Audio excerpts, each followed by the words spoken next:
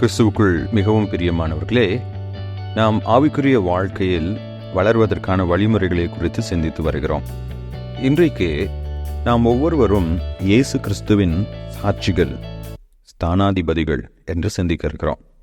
மத்தேயு 5:16 பின்வருமாறு கூறுகிறது: இவ்விதமாய் மனுஷர் உங்கள் நற்கிரியைகளைக் கண்டு பரலோகத்தில் இருக்கிற உங்கள் பிதாவை மகிமைப்படுத்தும்படி உங்கள் வெளிச்சம் அவர்கள் முன்பதாக பிரகாசிக்க கடவுது.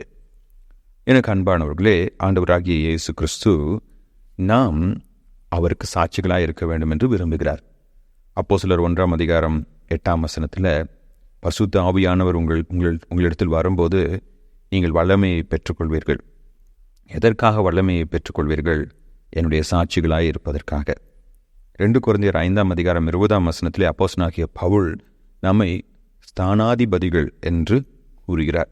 அது ஆங்கிலத்தில் அம்பாசடர்ஸ் என்று சொல்வார்கள். அதாவது நாம் தூதர்கள், இவ்வுலகிலே பரலோகத்தின் குடிமக்களாய் வாழ்கின்ற தூதர்கள், ஸ்தானாதிபதிகள் நாம். சரி, இந்த வசனத்தின் மூலமாக நாம் கற்றுக்கொள்கின்ற 3 முக்கியமான பாடங்கள். முதல் பாடம், இயேசு கிறிஸ்துவால் மீட்கப்பட்ட விசுவாசிகளாகிய நாம் ஒவ்வொருவரும் பிற மனிதர்கள் கர்த்தரை மகிமைப்படுத்தும்படியாக வாழ அழைக்கப்பட்டவர்கள். இப்போ என்னுடைய வாழ்க்கையை பார்க்குறவங்க என்னுடைய நற்கிரியைகளை பார்த்து தேவனை மகிமைப்படுத்த வேண்டும். என்னப்பா இவங்க இவ்வளோ நல்லவங்களா இருக்காங்க, நிச்சயமாக இவங்க ஆராதிக்கிற இயேசு கிறிஸ்து தான் இவங்களுக்குள்ளார இதை செய்கிறார். இரண்டாவது, நாம் ரட்சிக்கப்பட்ட பின்பு மாறிய வாழ்க்கையை இந்த உலகத்திற்கு வெளிப்படுத்த வேண்டும். நான் பரிசுத்த ஆவியினால் நான் மாற்றப்பட்டவனாய் இருக்கிறேன் என்பது என்னுடைய செயல்களின் மூலமாக இந்த உலகம் அறிந்து கொள்ள வேண்டும். அந்த மாற்றம்தான் மனிதர்களை கிறிஸ்துவுக்கு நேராக கவர்ந்து இழுக்கும். ஆங்கிலத்தில் சொல்லுவாங்க, ஆக்ஷன்ஸ் ஸ்பீக் லவுடர் தென் வாய்ஸ். அதனுடைய அர்த்தம், என்னுடைய செயல்கள் என்னுடைய வார்த்தைகளை காட்டிலும் வலிமை வாய்ந்தது. இன்றைக்கி நிறைய கிறிஸ்தவங்க பேசிக்கிட்டே இருக்காங்க, ஆனால் வாழ்க்கையில் ஒன்றுமே இல்லை. நம்முடைய வாழ்க்கை கடவுளுக்கு முன்பதாக, மனிதருக்கு முன்பதாக சாட்சி உள்ளதாக இருக்குமே என்றால் நம்முடைய வார்த்தைகள் அர்த்தமுள்ளதாக மாறும். மூன்றாவதாக, பரிசுத்தம் என்பது வெளிப்பட வேண்டும்.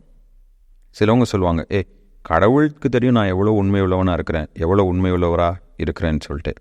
எனக்கு அன்பானவர்களே, சில சமயம் அது நம்ம யூஸ் பண்ணுற ஒரு எக்ஸ்கியூஸ், ஒரு காரணம்தான்.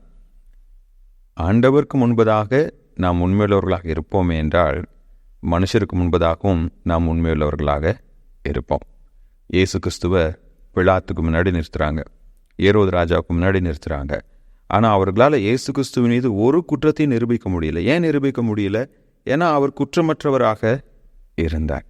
அப்போஸ்தலனாகிய பவுல் சன்ஹெத்ரின் சங்கத்துக்கு முன்னாடி நிறுத்தப்பட்ட போதோ, இல்லை ரோம நீதிமன்றத்திலே அவன் நிறுத்தப்பட்ட போதோ அவன் மீது அவர்களால் எந்த குற்றத்தையும் நிரூபிக்க முடியல. ஏன்னா அவன் உள்ளான பரிசுத்தம் கொண்டவனாக இருந்தபடினாலே அவனுடைய வெளியான செயல்களும் கர்த்தருக்கு முன்பதாகவும் மனுஷருக்கு முன்பதாகவும் அப்பழுக்கற்றதாக இருந்தது. இப்போ இயேசு கிறிஸ்து சொல்கிறாரு, உங்கள் வெளிச்சம் பிரகாசிக்க கடவுது. நீ ரட்சிக்கப்பட்டிருக்கிற, ஆண்டவர் உனக்குள்ளாக கிரியை செய்கிறார் அப்படின்னா அது இந்த உலகம் பார்க்கட்டும், அவங்க தெரிஞ்சுக்கிட்டோம் உனக்குள்ளாக தூய ஆவியானவர் இருக்கிறார், உனக்குள்ளாக கர்த்தர் செயல்பட்டு கொண்டிருக்கிறார் என்று. இப்போ எந்தெந்த விஷயத்தில் நம்ம சாட்சியாக இருக்க முடியும்? 1 தீமோத்தேயு 4:12 அப்போஸ்தலனாகிய பவுல் சொல்கிறாரு, வார்த்தையிலும் நடக்கையிலும் அன்பிலும் ஆவியிலும் விசுவாசத்திலும். மறுபடியும் பாருங்களேன், உள்ளான வாழ்க்கை வெளியான வாழ்க்கை ரெண்டுமே ஒன்றாக இருக்கும். உள்ளுக்குள்ளார ஒரு மாதிரி, வெளியில் ஒரு மாதிரி நடிக்கக்கூடாது, வேஷம் போட முடியாது. ஒரு விசுவாசி அவனுடைய உள்ளான வாழ்க்கை, அவனுடைய வெளியான வாழ்க்கையும் கர்த்தருக்கு முன்பதாகவும் மனிதர்களுக்கு முன்பதாகவும் தூய்மையாக இருக்கும். பிலிப்பியர் 4:8 பவுல் சொல்கிறார், கடைசியாக சகோதரரே, உண்மை உள்ளவைகள் எவைகளோ, ஒழுக்கம் உள்ளவைகள் எவைகளோ, நீதி உள்ளவைகள் எவைகளோ, கற்புள்ளவைகள் எவைகளோ, அன்புள்ளவைகள் எவைகளோ, நற்கீர்த்தி உள்ளவைகள் எவைகளோ, புண்ணியம் எதுவோ, புகழ் எதுவோ, அவைகளையே சிந்தித்து கொண்டிருங்கள்.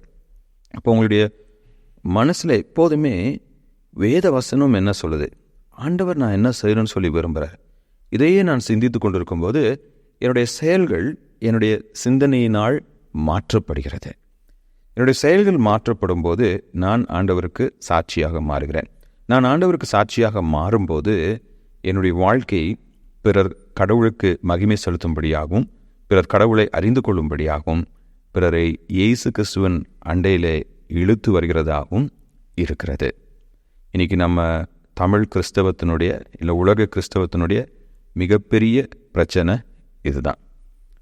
நல்ல வார்த்தைகள், பைபிளை கரைச்சி குடித்தவங்களாக இருக்கிறோம், ஆனால் சாட்சி இல்லை.